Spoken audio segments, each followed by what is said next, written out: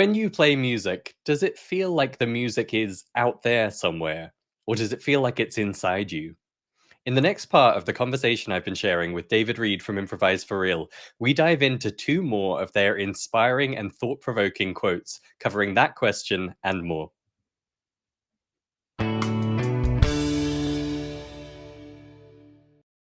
Okay, the next one I see here is we need to get back to our original desire, to what drew us to musical improvisation in the first place. Now that is nice because it's quite neutral. And so it really invites us to decide for ourselves what that means to us. So in other words, if you take away all the context and all of the, particular views or attitudes I might have about it, if we just take that sentence on its own, I think it's something that no one could disagree with. I think we would all agree that we need to get back to our original desire, to what drew us to musical improvisation in the first place. I think we can all agree that we should never lose sight of what it is we're actually wanting to do here. And just with that as preamble, I would love to know what that means to you. To me, what it immediately brings to mind is the centrality of motivation for adult music learners in particular.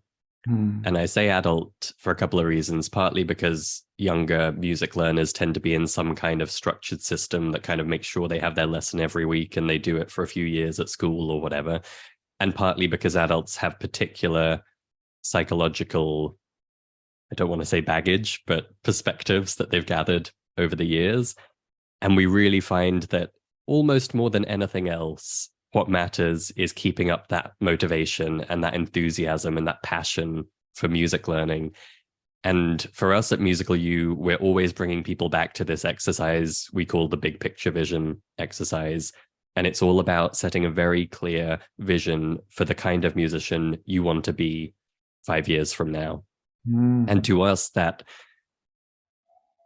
puts in place a kind of North Star for people, without which they can wander around aimlessly, they can get stuck, they can get frustrated, they can lose their self-confidence or their self-esteem in music, and they can feel like it's just not worth continuing. And this is why, sadly, 95% of people who pick up an instrument as an adult have quit within a couple of years. When you have that North Star and it's written in a way and created in a way that really deeply resonates with you, and as you put it here, ties to that original desire, the genuine desire, not all of the you should learn this or you should learn that, or that this YouTube tutorial said this last week, but really what got you excited about it in the first place and got you to go into the music shop or go online and buy your first instrument, which as an adult is quite an intimidating thing to do. When it's based on that, it just becomes such a powerful driving force that you can keep coming back to kind of reset your direction and reinvigorate your passion for the process of becoming that musician you want to be. Yeah. All beautiful thoughts and very well articulated, well explained. Yeah, I mean, I think that it can be taken in a very innocent way as something that's so self-evident that, it's just common sense, right? That, but it's an invitation. It's an invitation to honor whatever it is that you wanted to do, whatever it is that truly drew you. In my case, I was talking about musical improvisation, but we could broaden it to practicing music in general. But whatever it is that meant to you, there's some reason why you wanted to do that. And all I'm saying is don't lose sight of that reason. Don't lose sight of that dream. Don't get so caught up in what you should learn and what you should do. And my teacher says I need to get better at this and I don't have good time and I gotta whatever. All that stuff is fine, but you are the ultimate and absolute power in your life. This is your life. You get to do what you want to do. And whatever it is that you were hungry for or that you dreamt of, when you first got that idea to go to the music shop and buy an instrument, or you first wanted to learn to improvise, you're the only one that can keep all these activities on track, moving toward that goal. in a real way, not an abstract way, but a real way. And it takes a lot of correction. There's a lot of course correction, and the student is the only one who can do it. The teachers can't do it for you. You're the one that has to honor yourself and honor whatever it is you dream of doing in music, and make sure that we're all serving you in moving in that direction. For sure. Well, I feel like we could go on for days, if not weeks, but let's do one more, shall we? Okay, so the next one that I'd like to talk about with you is your real relationship with music is inside of you. And this is where your most profound discoveries will take place. And I can start or you can start. What do you prefer? You go ahead. Okay, so I think that because we make music with instruments and because some of the concepts that people want to teach us are written down, we often have our first experiences with music kind of managing a lot of things that are outside of us. You're playing this big clunky instrument, you're looking at sheet music on a music stand, maybe you're listening to a backing track, maybe you're watching a video at a website somewhere, but there's all this stuff that's outside of you.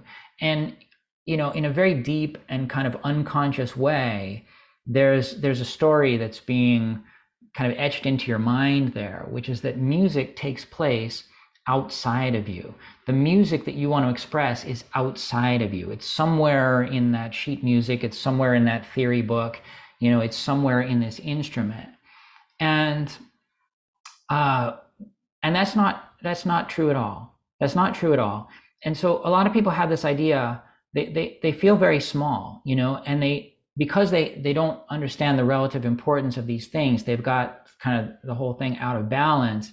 They think that all the value is outside of them. And this is like deep psychological stuff. You could say that this goes even to our identity. It's not even just about music, but that there's nothing inside me that is inherently perfect and beautiful and valuable and worthy, right? That I have to somehow acquire those things. And none of that is true. So for example, beginning musicians will often see the world as, well, when I listen to music, I feel this deep, intense pleasure. There is something in those sounds that just touches my soul, and I just want to be a musician. I want to play, right? But then on the other hand, I'm not a musician. I don't know anything because I haven't gone through the books yet, and I don't have the sheet, whatever. All their skills they don't have together yet. All this stuff that's outside of them, they see all the barriers and the difficulties there, and so they feel like they don't have anything. And what I'm trying to say is you already have almost everything. That intense pleasure that you feel when you're listening to the music, that's your genius right there. And that's everything. That is everything. What you need to learn in order to be able to channel that through your music and give that same gift to other people is so easy to learn, because you don't need to master our entire musical system. A couple of chords and a few notes, and you can connect to exactly that pleasure that you feel in the music. And so that was what I was trying to talk about there. Oh, I love that. I almost don't want to add anything because you put that so well. I think the interesting part is how easy that makes it to see how things go so wrong, right? Because as we've talked about, this inner understanding, this ability to audiate or hear in your mind, to feel what the notes are going to sound like before you play them, is just missing from how people learn music 99% of the time. And so if you imagine that happening and you're there with your instrument, no one's ever shown you how to feel the notes or hear the notes or imagine in your head what it's going to sound like. All you're left with is, I'll press the buttons and then I'll find out how it sounds. And so it's immediately that external thing. I press the buttons, it creates the music out there. I can enjoy it or not. I can be happy that I got it right or not. But there's no sense that the music is coming from inside you in a really deep and meaningful way. And I should, add a footnote there that, okay, there is a level of expression and intonation and playing with feeling that can come out in interpreting written music for sure. Absolutely. And that's the one spot where a lot of musicians do find some fulfillment and some sense of self-expression. But what we're talking about is, if you're truly trying to bring out your own music from inside you, you've got to have that inner peace in place to have any chance. And I love that this quote really puts the spotlight on that and says that relationship is inside you, and your role as a music learner is to figure out how to bring that out into the world. Yeah, and thank you for expanding the conversation to include people who play from written sheet music, because I think the same thing applies there. That even if you're playing the notes on the page, from the beautiful and brilliant and deeply sensitive people who have dedicated their entire lives to playing classical music, it is not the same thing to hear one of them play those notes on the page, or to hear me stumble through those notes on a page. And it's not just about playing the notes correctly. It's about the human emotion that's transmitted through the playing of those notes, right? And so that's another place where, even if that's your art form, I would still argue that your greatest asset in that art form is still your own ability to feel all those subtle sensations and to enjoy them. Even if you're interpreting Mozart, you're not going to be able to do it just following the advice of your coach. When a coach says, play this note louder, I'm sorry, but that's just not going to cut it. You have to be able to hear and feel in your own body exactly how much louder you want to play that note. And that's just to pick one simple example.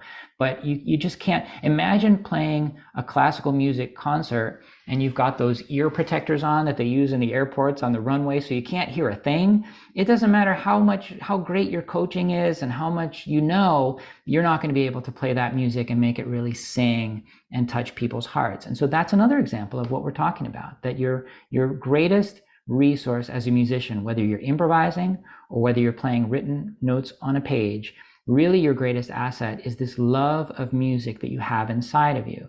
And so if you've been drawn to music learning, if you are at this point in your life, taking real steps and making an effort to have a music practice in your life, I'm just trying to say that that's the magic right there. And that is already what we need to do in the music learning is to help you tap into that. It's not to replace that with a bunch of other rules and ideas about what you should play. It's to enable you to connect that place of deep joy and pleasure and intuitive understanding of music, that you follow music and you feel the emotions, and to connect that to your instrument, so you're able to also express all of that on your instrument to allow other people to feel all those same things. Absolutely. Perfect. Well, David, I think, need to draw things to a close there. We've only covered half of the quotes, and that's exciting because it means I'm going to try and tempt you back for a part two conversation, and we can look at the others someday soon. Tell our audience, where can they go if they want to know more about Improvise for Real and the things we've talked about today? Yeah, improviseforreal.com. That's the single place.